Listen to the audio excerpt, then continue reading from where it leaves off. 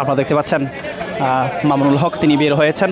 গণমাধ্যম কর্মীদের সঙ্গে তিনি কথা বলবেন। কে কোনটা দেখে আমাদের ভিডিও দেখছেন কমেন্ট বক্সে জানাতে পারেন। দর্শক, আমরা সরাসরি মামুনুল হকের কাছ থেকে জানতে চাই আজকে যে বৈঠক হয়েছে ডক্টর মোহাম্মদ ইউনূসের সঙ্গে, এরই মধ্যে এর আগে প্রবেশ করেছেন ইসলামী আন্দোলন বাংলাদেশও কিন্তু এর মধ্যে সংলাপ শুরু করেছে। খেলাফত মজলিসের পক্ষ থেকে এখন কথা বলছেন আল্লামা মামুনুল হক।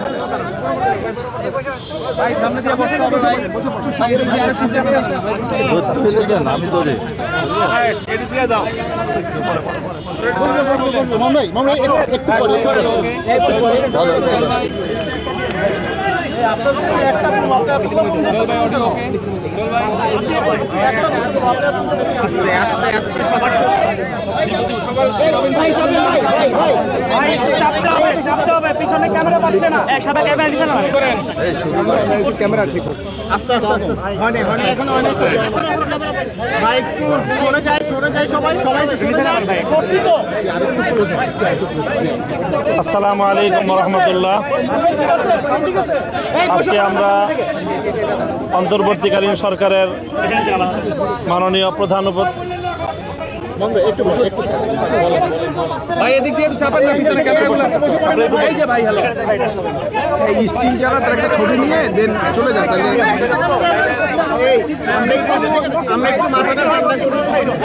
সবাই বসেন ভাই, সবাই বসেন ভাই, টেবিলের উপর বসছেন কেন? সবাই বসে যান। আসসালামু আলাইকুম রহমতুল্লাহি ওয়া বারাকাতুহু। আজকে আমরা গণপ্রজাতন্ত্রী বাংলাদেশের অন্তর্বর্তীকালীন সরকারের প্রধান উপদেষ্টা জনাব ডক্টর মোহাম্মদ ইউনূস সহ সরকারের পক্ষ থেকে আমন্ত্রিত হয়ে মূলত হেফাজতে ইসলামের সংশ্লিষ্ট রাজনৈতিক দলগুলো বাংলাদেশ খেলাফত মজলিস, জমিয়ত উলামা ইসলাম, নেজামে ইসলাম, খেলাফত আন্দোলন সহ আমরা এখানে আহত হয়েছিলাম। আন্তরিক 5-6টা দল বললাম আমি, তো সেখানে আমরা আন্তরিক পরিবেশে মাননীয় প্রধান উপদেষ্টার সাথে অন্যান্য আরও কয়েকজন উপদেষ্টা সেখানে উপস্থিত ছিলেন। তাদের সঙ্গে আমরা মত বিনিময় করেছি। প্রধানত আমরা তাদেরকে ধন্যবাদ জানিয়েছি বাংলাদেশের এই ক্রান্তিকালে দেশের দায়িত্ব গ্রহণ করার জন্য এবং আজকের এই আয়োজন করার জন্য। তারপরে আমরা প্রত্যেকটি দল যার পক্ষ থেকে আমরা নির্দিষ্ট আমাদের সংস্কার প্রস্তাবনা আমরা উপস্থাপন করেছি। সেখানে মৌলিকভাবে যে প্রস্তাবনাগুলো এসেছে তার মধ্যে বড় একটি হলো নির্বাচন ব্যবস্থার সংস্কার, নির্বাচন কমিশন সহ যাবতীয় বৈষম্যমূলক এবং যে দলীয় যেই একটি ব্যবস্থাপনা বর্তমানে, সেই ব্যবস্থাপনাকে ঢেলে সাজিয়ে আবার নতুন করে যেন একটি নিরপেক্ষ অন্তর্ভুক্তিমূলক নির্বাচনের ব্যবস্থা করা যায়, তার জন্য আমরা আমূল পরিবর্তনে কিছু সংস্কার প্রস্তাবনা এনেছি এবং সারা দেশব্যাপী সকল ভোটাধিকার প্রয়োগকারীদের যেন প্রতিনিধিত্ব জাতীয় সংসদে নিশ্চিত করা যায়, সেই ধরনের একটি মৌলিক পরিবর্তনের সংস্কারের প্রস্তাবনা আমরা দিয়েছি। বর্তমান যেই বিদ্যমান যে নির্বাচনী ব্যবস্থা রয়েছে তাতে দেখা যায় যে সর্বোচ্চ 30 থেকে 35% মানুষের প্রতিনিধিত্ব, ভোটারদের প্রতিনিধিত্ব জাতীয় সংসদে থাকে। যারা বিভিন্ন আসনে পাশ করতেছে তারাও দেখা যায় যে তাদের বিপক্ষে ভোটদানকারী ভোটারের সংখ্যাই বেশি তার পক্ষে ভোটদানকারীর চেয়ে। কাজে এই ব্যবস্থাটির আমূল সংস্কার এনে যেন এমন একটি ব্যবস্থা হয় যাতে ম্যাক্সিমাম এবং সকল ভোটাধিকার প্রয়োগকারীদেরই প্রতিনিধিত্ব কোনো না কোনোভাবে যেন জাতীয় সংসদে নিশ্চিত করা যায়। এছাড়াও বিচার বিভাগ, শিক্ষা বিভাগ এবং প্রশাসনে আমূল পরিবর্তনের, প্রশাসনের মধ্যে দেশের মধ্যে যে বিশেষ করে যে এককেন্দ্রিক, যে প্রধানমন্ত্রী কেন্দ্রিক যে ক্ষমতা কুক্ষিগত করে রাখার যে একটি আয়োজন, যেখান থেকেই মূলত স্বৈরতন্ত্রের উদ্ভব, সেই জায়গাটায় যেন ভারসাম্য তৈরি করা হয়, সাংবিধানিক প্রস্তাবনা আনার প্রস্তাব করা হয়েছে।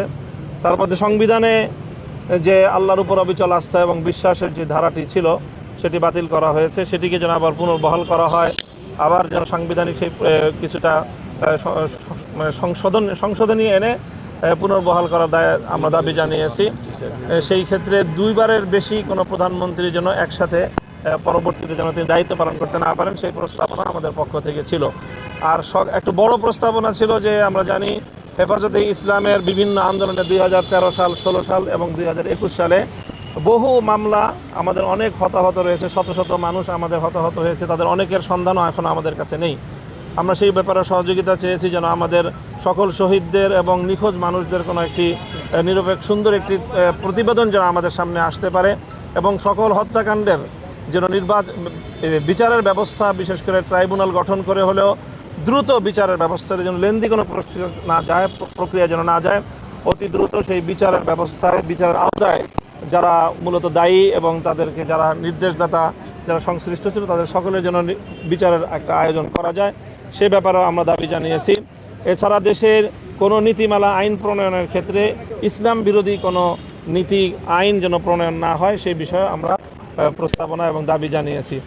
এবং হেফাজতে ইসলামের সকল মামলাগুলো, প্রায় 3 শতাধিক মামলা দেশব্যাপী 2013 সাল থেকে 2021 সাল পর্যন্ত হেফাজতে ইসলামের নেতাকর্মীদের বিরুদ্ধে দায়ের হয়েছে, সেই মামলাগুলো যেন অতি দ্রুত একটি নির্বাহী আদেশের মাধ্যমে এবং আইনি প্রক্রিয়ার মাধ্যমে এটি যেন দ্রুত প্রত্যাহারের ব্যবস্থা হয় এবং সেটির জন্য আমরা 1 মাসের একটি সময়সীমা আমরা ওনার কাছ থেকে চেয়েছি যে 1 মাসের মধ্যেই যেন এই সকল মামলাগুলো যেন প্রত্যাহার করা হয়।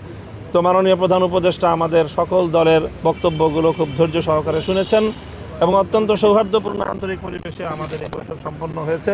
তিনি আমাদের সকলকে ধন্যবাদ জানিয়েছেন এবং আগামী দিনে অন্তর্বর্তীকালীন সরকারকে রাষ্ট্র পরিচালনায় সহযোগিতা করার জন্য তিনি আহ্বান জানিয়েছেন এবং আমরা তার সেই আহ্বানে সাড়া দেওয়ার প্রত্যয় ব্যক্ত করেছি। সেই সাথে তিনি একটি যৌক্তিক সময় নিয়ে সংস্কারগুলো করে তারপরে যেন অযথা কাল বিলম্ব না করে নির্বাচনের ব্যবস্থা যেন নির্বাচনের আয়োজন করেন, সেই বিষয়টি আমরা বলেছি এবং মাননীয় প্রধান উপদেষ্টাও এই কথার সঙ্গে একমত পোষণ করেছেন যে প্রয়োজনীয় সংস্কারের পর কাল বিলম্ব না করে তারাও নির্বাচনের দিকে চলে যেতেই আগ্রহী এবং সেই ধরনের তারা প্রস্তুতি এবং তারা আয়োজন করছেন। যৌক্তিক সময়টা কতদিনের এই বিষয়ে সুনির্দিষ্ট আমাদের পক্ষ থেকে কোনো বক্তব্য দেওয়া হয়নি এবং সুনির্দিষ্ট কোনো মেয়াদ নিয়ে আমরা আলোচনা করিনি। আপনি কোন দলের প্রতিনিধিত্ব করলেন? আমি এখানে বাংলাদেশ খেলাফত মজলিসের মহাসচিব হিসেবে সংগঠনের পক্ষ থেকে প্রতিনিধিত্ব করছি। এখানে বাংলাদেশ খেলাফত মজলিস, খেলাফত আন্দোলন, জমিয়ত উলামা ইসলাম, নিজামী ইসলাম পার্টি এবং হেফাজতে ইসলাম বাংলাদেশ, 6টি দলের এখানে প্রতিনিধিরা ছিলেন। ধন্যবাদ।